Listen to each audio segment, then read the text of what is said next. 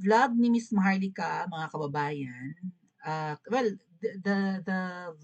her vlog like few days ago na tinukoy niya si Kipay, ano ba, Kipay, ano, Kipay Chuariwap, Kipay Labong Chuariwap, ano ba yun? Well, obviously, ang tinutukoy niya dun si, ano, no, si Crisette Loretta Chiu. No, si Crisette, si Kifi Chiu ngayon yung bago. Ano, alam nyo, ang heavy nung mga banat ni Miss Maharlika. That's why mukhang hindi sumasagot si Kifi at saka si yung isang abogada, right? Pero nagsabi na rin si Miss Maharlika kanina, mga ate at kuya, na irereserba muna niya yung pambanat niya kay abogada about sa kotse. Pero marami na nakakaalam yan about sa kotse. Actually, marami. Naku, dahil sasabi ko sa inyo, mag-subscribe kayo sa Princess Mawitsu para maraming check. Diyos ko talaga naman. Apakarae. Kasi meron talagang nakakakilala dyan. Iba-iba talagang trumabaho yan. Yung isa sa mga double agents, at saka isa sa Team Alputera, iba talaga yan siya. So, hindi pa naman pinangalanan ni Miss Marlica kasi hindi nga raw pumapatol yata. Hindi bumabanat.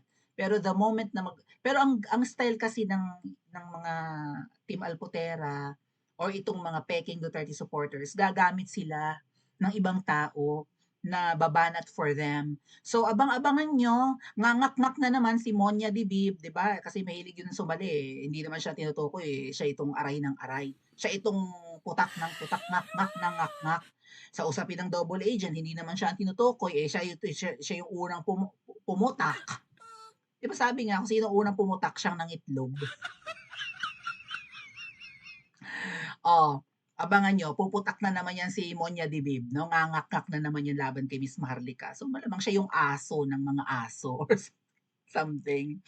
So, hindi pinangalanan ni Miss Marlica, hindi din niya masyadong dinisclose yung usapin ng isang kotse na binenta kasi hindi pa naman daw bumabanat yung abogadang yan na double agent. Si Kifi Chu talagang dinurog-durog ni Miss Marlica. Sinabi niya na yung libro na binibenta ni Kifi Cho ay walang basbas ni PRRD. Pati magkano baga talaga yung nalikom na pera nung regalo ng Patek Philippe na relo or whatever watch that was na maaaring in possession ni kung hindi man itinabi ni Pangulong Duterte at ni Ma'am Hanilet, baka nasa possession niya ni Alpot.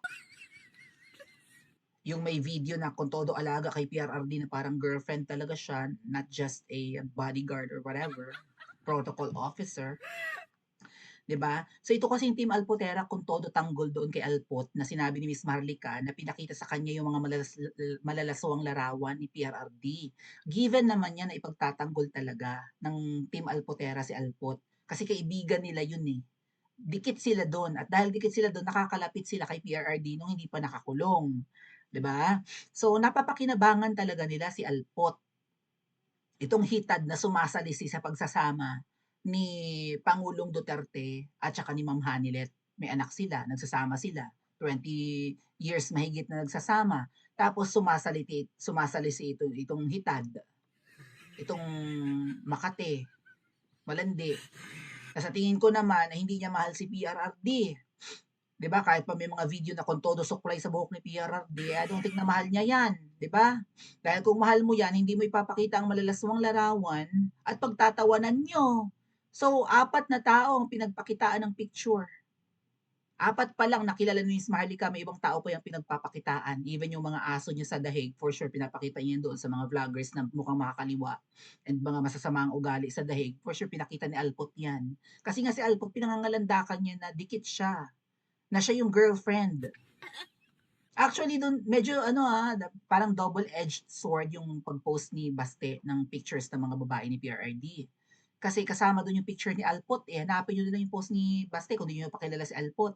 So, talagang binulgar din in a way ni Mayor Baste or Vice Mayor Baste na si Alpot ay babae ni PRRD. Yung Semsem, Bat Di Falen, may ganong post si Baste.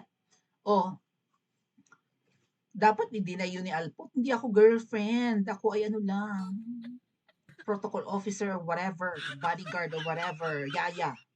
Pero hindi naman niya dinideny, no? No, I'm not part of that. Walang ganon. Ini-enjoy naman niya talaga yung, di ba? yung yung ano bang tawag diyan, ini-enjoy niya yung label na siya ay girlfriend ni PRRD at yan nga siguro ang kanyang hangarin na sa pagpapakita ng mga pictures bukod sa pinagtatawanan si Pangulong Duterte, siyempre, 'di ba? Either kolontoy na yung patola or galit ang patola, whatever.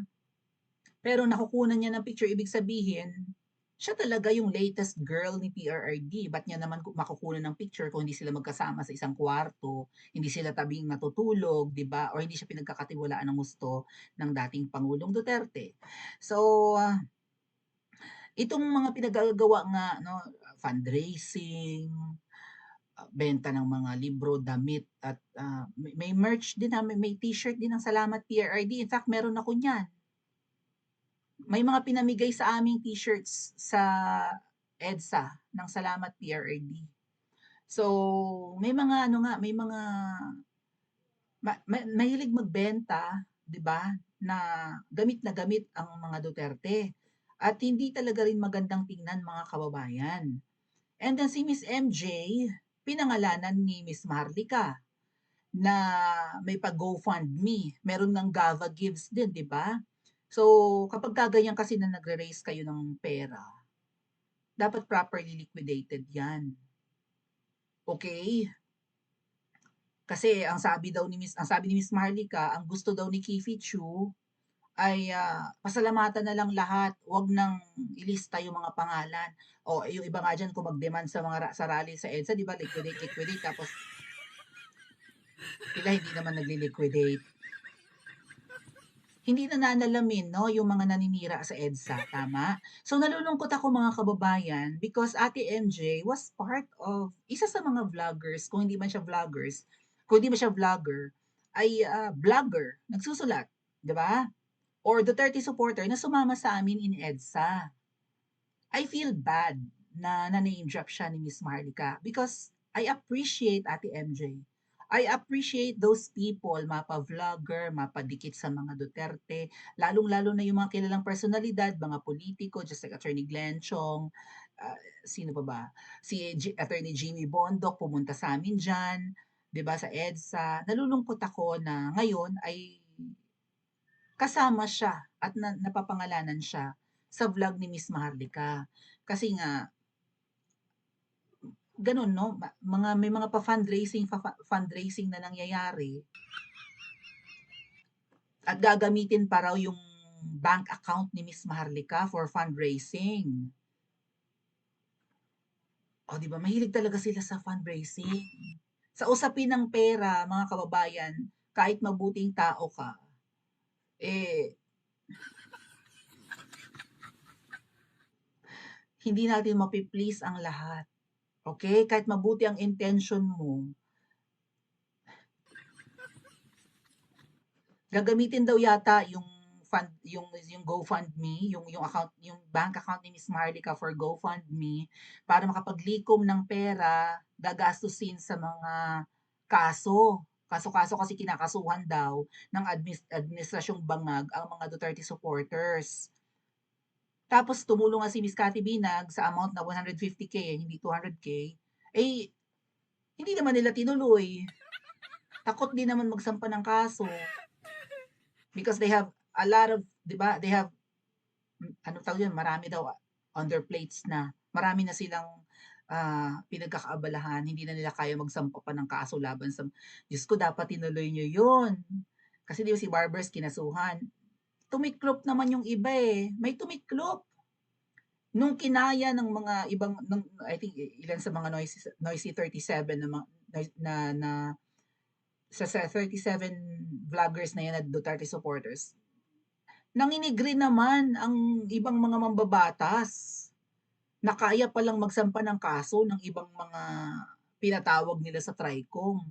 'Di ba? O, andyan si Miss Cathy Binag na handang tumulong and nagplano pala silang maglikom ng pondo, manghihingi ng manghihingi, tapos nung magsasampahan na ng kaso, umurong sila. Ay kung natuloy yun, nakaipon ng milyon, tapos lalo OFWs ang tutulong. 'Di ba nakatutok ang lahat nun sa Noisy 37, sa mga balak gipiting vloggers, nagkanda iyak na nga sila doon So anyway, let's listen to Miss Maharlika, mga kababayan. And let's see kung maanghang baga ang banat ni Miss Maharlika kay Ate MJ, which I think hindi naman sobrang maanghang. Kay Kifi Chu lang talaga rin binirabira ng gusto ni Miss Maharlika. So again, kung may mga balak pa ang ibang mga Duterte supporters na mag-take advantage dahil maraming sumusuporta sa mga Duterte, madaling humingi sa mga, 'di ba, sa mga OFWs na na DDS, wag nyo nang ituloy. Kasi kung nagsimula kayong maganda, and then sasabihin sa inyo nung Monya Dibib na, di, para independent tayo, ano, go, push. Para kaya natin ang laban, tara, mag-donation drive tayo. Iwasan nyo yung bulok na kamati sa grupo nyo. Number 1 na bulok yan. Yang Monya Dibib, number 1 na bulok. Ewan kung kaya ni na Ate MJ na iwasan yung isang yan. Pero halata nyo naman ang pag-uugali niyan eh. Parang pumapangit ngayong ugali nyo. Naalala mo, Ate MJ, sana masilip mo ang live ko. I have nothing against you really because I love you, you know that. I appreciate you being one of the known personalities who joined us in EDSA last year. Okay? Binabanat-banatan ko ang lahat pero ikaw hindi kita binabanatan. Pero parang pumapangit na yung ugali natin, kakadikit natin dyan sa Monya Dibib na yan ah. Kasi nga kung yung conversation nyo ay puro ganyan, toxic na conversation, at nag-uusap-usap kayo against Miss Maharlika, mahahawa kayo. One time, nagtaray ka nga, tinarayan mo na si Doc Lorraine Badoy, di ba, Ate MJ? Tinarayan mo sa GC nyo si Doc Lorraine Badoy. Humingi ka pa nga ng sorry. Oh, tapos yung sorry mo, dinaan mo lang sa patawa-tawa. But the fact is, at hindi mo siguro nare-realize, nahawahan kayo ng sama ng ugali ng Monya Dibib. Let's listen muna kay Miss Maharlika, mga kababayan, ha? Okay. Ang ginawa pala ng grupo ng Alputeras ni Kipay Labom Chuwariwak ay nag-create siya ng GC na iba. At in-out niya yung original na nagbuo ng Salamat PRRD na yon. So gumawa siya ng grupo, kasama niyo itong mga team Alputeras niya, at sila ngayon ay nangalap ng pondo. Okay? Nangalap sila ng donation. Million pala ang kinita doon sa Salamat PRRD event na yon. Okay, mamaya yung Salamat PRRD event. Wait lang ha, o-open ko lang yung screenshot ni Miss Maharlika. Okay. Kasi pinost niya yung GoFundMe. Mamaya natin pag-usapan si Kifi Chu. And sana ma-mention niya yung yung patungkol dun sa abogada na anis. Sa abogada na may issue sa kotse. My God, nakakahiya talaga. Anyway, eto yon mga kababayan.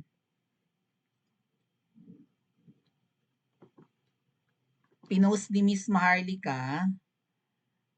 Let me open it. Hold on, one moment. Ay, teka lang. Saan banda? Okay.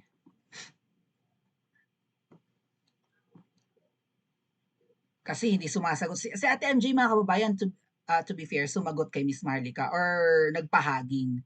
Pero ito yung post ni Miss Maharlika na na-mention siya. And sana, Ate MJ, panoorin mo yung vlog ni Miss Maharlika. I'm not sure, mga kababayan, sa mga nakapanood ng video ni Miss Maharlika, sabihin nyo nga po kung binanatan niya ng maanghang si Ate MJ. I don't think na binirabira niya ng husto, no? Hindi naman. Ang binirabira talaga niya si Kifi, no? Or si Crisette. So, dito sa screenshot, sabi ni Miss Maharlika, remember this, Team Alputeras, gusto nyo pa ako gamitin sa GoFundMe nyo. So, general ito kasi Team Alputeras, hindi lang si Ate MJ. Okay, kung sino yung mga nasa GC na, I think Noisy 37 na GC yun eh.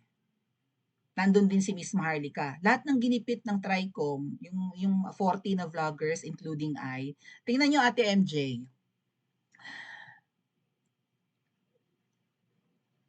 tinakot nyo ko, hindi ikaw, may nagsabi sa akin na isa sa Noisy 37 or yung 40 na vloggers. Kasi yung tatlo dun peke or Makamarcos.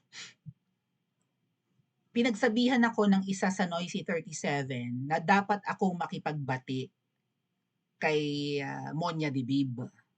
Dahil kung hindi ako makikipagbati, tatanggalin ako sa GC.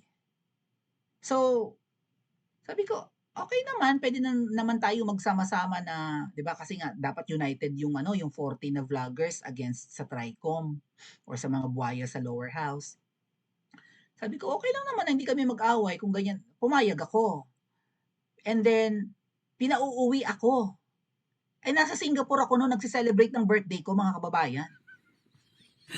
Kaya inggit na inggit sa akin yung ano, eh, yung mga kulto ni Monya Dibib, lalo si Monya Dibib.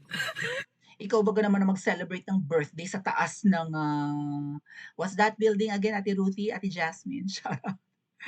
Marina Bay Sands lang naman. Yung tatlong building na magkakatabi na gano'n, tapos may spaceship sa taas, parang may eroplano sa taas. Doon sa taas ako nag-celebrate ng birthday, ay maninigas nga naman talaga sa inggit si Monya Dibib. Takang-taka sila saan nanggagaling yung budget ko pang abroad, yung pang 'di ba, pang-enjoy ko abroad. Oh, imbento sila ng issue na ako raw ay nagkapera sa EDSA, tinakas ko raw ang pera ng EDSA, 7.5 million, may 1 million. Ilan ba talaga? Baka bilyon, eh. Oh, and then ano raw ako, tao raw ako ni Tambaloslos kasi hindi ko raw binabanatan si Tambaloslos. Kalkalin niyo yung mga old post ko about Tambaloslos. Imbento kayo, eh, 'no, sira ulo kayo, eh. Kaya napaghahalata ng mga peke yung mga double agents, mga ate at kuya. Right? Tingnan niyo kung anong anong klase 'yan, nag-iimbento sa sobrang inggit, 'yan 'yun. Anyway, so much for that. So doon sa group chat na 'yun, habang ako'y nasa Singapore, pinauuwi ako. Umuwi ka, sumama ka sa lakad ng ng Noisy 37. Sa loob-loob ko lang, bakit pamamasahihan niyo ako, 'di ba? Uuwi ako sa Pilipinas just for that. I think pumunta sila nun ng Korte Suprema, mga kababayan, nagsampa ng kaso. Nagsampa ng kaso sa Trico, mga gano'ng ganap. Nagsama-sama sila noon sa Korte Suprema. I think that's in sa Supreme Court yun, eh. Nabidang-bida doon si Monian Dibib, ang laki-laki naman ng kanyang blazer, hindi mukhang hiniram lang. Naka-blazer, yung parang coat, tapos ang laki-laki. Parang taga-bundok talaga siya, parang bagong baba siya sa kabihasnan.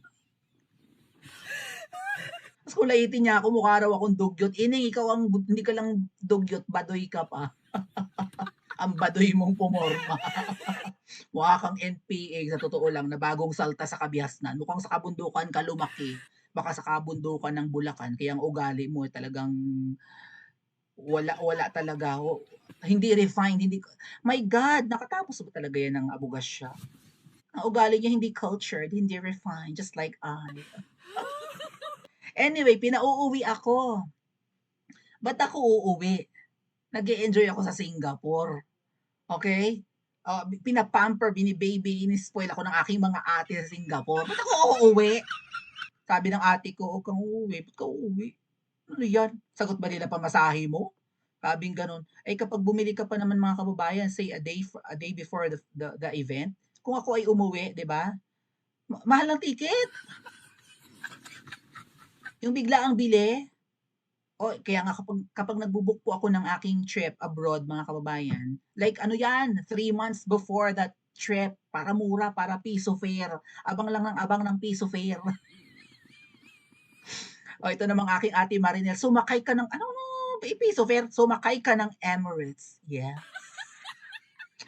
May infinity pool, correct, may infinity pool po sa taas nung ano, ng Marina Bay Sands, 'di ba? Apakasosyal. Do'n ako nag-birthday, do'n ako nag-debut. 18 na ako.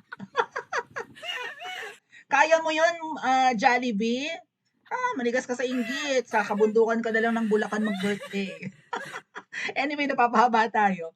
So, pinauuwi nila ako, ba't ako uuwi? Sabi ng ate ko, "Ba't ka uuwi? Sagot nila yung pamasahe mo?" Hmm, and kung uuwi ako, kailangan ano 'yun, ha, pag umuwi ako, balik ulit ako Singapore, ba't ko ika-cut yung aking bakasyon? So, dapat round trip, 'di ba? Sagutin nila, 'di naman sila sinagot. Tapos ang ginawa nila sa'kin, mga kababayan, tinanggal nila ako sa GC. Bakit? Hindi lang dahil sa hindi ako nakasama sa kanilang lakad. Nasa abroad nga ako, eh. Ilan kaming nasa abroad, even Miss Maharlika hindi makakasama sa lakad niyo. May iba pang mga Noisy 37 doon or mga DDS vloggers na tina-target na nasa abroad naman. Hindi lang ako, pero ako ang tinanggal. Bakit? Ate MJ, brainwash. Ikaw tumanggal sa akin, Ate MJ, but despite that, hindi masama ang loob ko sa'yo. Ikaw ang tumanggal sa akin. Eh, kasi nga ikaw yung admin. Ikaw yung admin ng GC. O, sumama ba loob ko sa'yo? Hindi. Binabanatan ba kita? Hindi rin. Isa ako sa nalulungkot ngayon na napapangalanan ka sa vlog ni Miss Maharlika. Dahil na-appreciate ko yung pagsama mo sa amin sa EDSA. Sobra-sobrang na-appreciate ko yan. Lahat ng mga nandun. Pwera kay Monya Dibib na naniniktik laang. Yung iba kasi doon naniniktik lang, kaya namin nalaman na double agents. Nandun sa loob ng Robinson, doon sila nagpupulong-pulong. Sa isang tindahan ng donuts doon sila nagtitipon-tipon, inoobserbahan nila yung mga galaw namin. O, sino kaya ika dito ang sino kaya dito ika ang, nasaan kaya ang pera? Mga ganong tipo, nakaabang talaga sila. Diyos ko po, ang daing traidor, ang daing nainggit sa aming event na yan sa EDSA na sinasabi nga nilang nilangaw. Pero hindi nila, mga kababayan, hindi nila yan matatawaran na kinabahan ang angkan ng mga magnanakaw nung nag-EDSA kami. Kaya ang misyon ng Monya Dibib, kaibigan mo yan, Ate MJ, ang misyon niyan ay huwag na huwag matutuloy ang EDSA People Power sa susunod na mga araw at buwan. May screenshot ako ng sinabi niyang yan, hindi ko papayagan, gagawan ko ng paraan na hindi matuloy ang EDSA. Grabe ang tingin sa... kung pupunta ng EDSA ang men in uniform, may magagawa ka, Monya Dibib? Again, Ate MJ, nahahawakan ka ng kabulukan ng pagkatao. Biro mo yun, tinanggal mo ko sa GC na yan, part ako ng Noisy 37. Kung ano-ano pang issue ng ginawa ng Monya Dibib na tao talaga yung ditamba, kita mo, hindi siya pinipressure na pumunta ng TRICOM hearing. Nasa abroad ako. Walang jurisdiction sa akin ang TRICOM dahil nasa abroad ako. Yun, lack of jurisdiction. At kung gusto nila ako mag-participate, mag-send sila sa si SAS, wala rin sa Pilipinas. Sino pa yung mga part ng Noisy 37 na wala? Pwede silang mag-send ng link, katulad ng ginawa ni SAS, umattend via Zoom. O, hindi nila, inalis nila si SAS sa Zoom meeting. Pwede kaming umattend ng hearing via Zoom, via video call. Bakit hindi ginagawa ng TRICOM? Tapos kayo mga umattend, nagtatapang-tapangan kayo. Bakit ako tinanggal agad ni Ate MJ? Sa tingin ko, na-brainwash siya ni Monya Dibib. Tanggalin nyo yan, peke yan, tao yan ni Tambat. Kung ano-ano pang pinagsasabi. Tinanggal, nag-iisa akong tinanggal doon sa Noisy 37, mga ate at kuya. Nasabi ko nga sa inyo, ako ang nag-add pa kay Miss Maharlika doon at kung sino pang mga taong dapat i-add doon, ako ang nag-add. Kasi nga, kakilala ko, so i-add natin to, wala pa ito. Ganon. O ito, kailangan nyo ba itong taong to for whatever help you need? O, paki-add nga dito si Kineme, kilala ko, add. Pero ako ang tinanggal dahil sa pambe-brainwash ng isa sa mga double agents na nandun sa loob. Ito yung mga pag-uusap nila. Ang galing mo i-handle ang kung ano man. Maharlika, si MJ gusto ka kausapin regarding GoFundMe.